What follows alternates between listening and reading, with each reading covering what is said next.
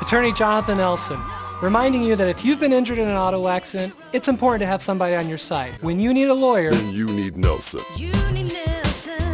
Jose Bautista appeared with his attorney, Jason Earnest, in front of Judge Kim Wanker in Nye County District Court to be sentenced for crimes committed in 2016. Bautista was arrested in October 2016 for sexual assault, child abuse, lewdness, and attempted sexual assault. But after his release on bond, he fled to Mexico, where he remained on the run for more than 4 years. In May 2021, authorities found him in Guadalajara and deported him back to Nevada, where he was taken into custody by the Nye County Sheriff's Office. At the time of his arrest in 2016, Bautista was a teacher's aide to special needs students at Pahrump Valley High School. He was accused of sexual assault against a 17-year-old student who he had offered to tutor. The attack happened at his home. In court, Nye County District Attorney Chris Arabia asked the judge to impose the maximum sentence of 8 to 20 years. So I think, partly or largely because this is the kind of problem that we as a community really, the sort of the collateral damages that come out of this that affect people's lives need to have a strong deterrent.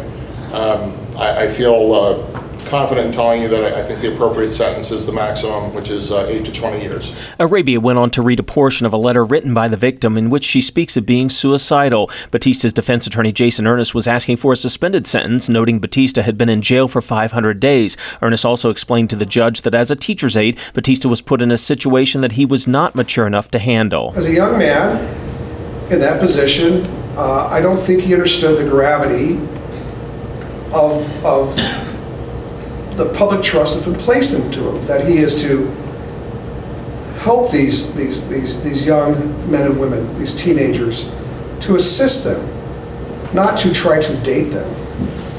And that's where the line was blurred, and that's where he made the mistake. It was a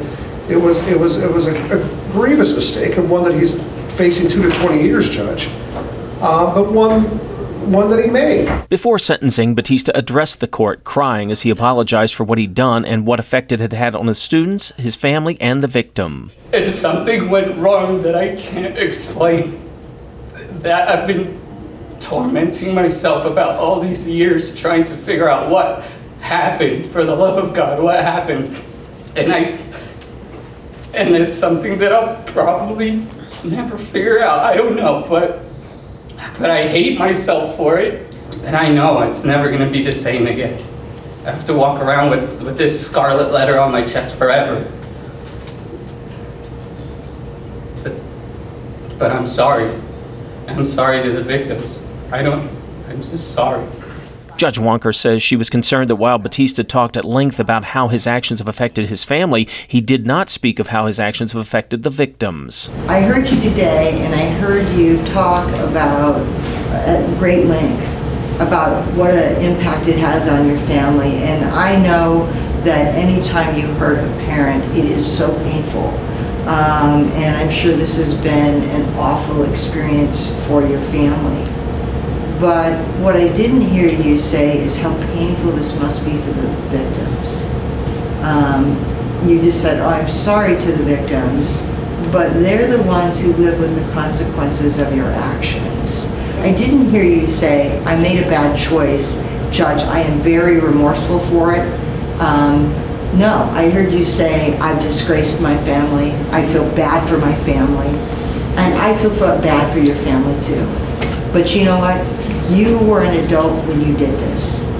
These are your actions, and you have to be held responsible for your conduct. In the end, the judge agreed with the DA's recommendation and sentenced Bautista to 8 to 20 years in prison with credit for 405 days served. Bautista must also register as a sex offender.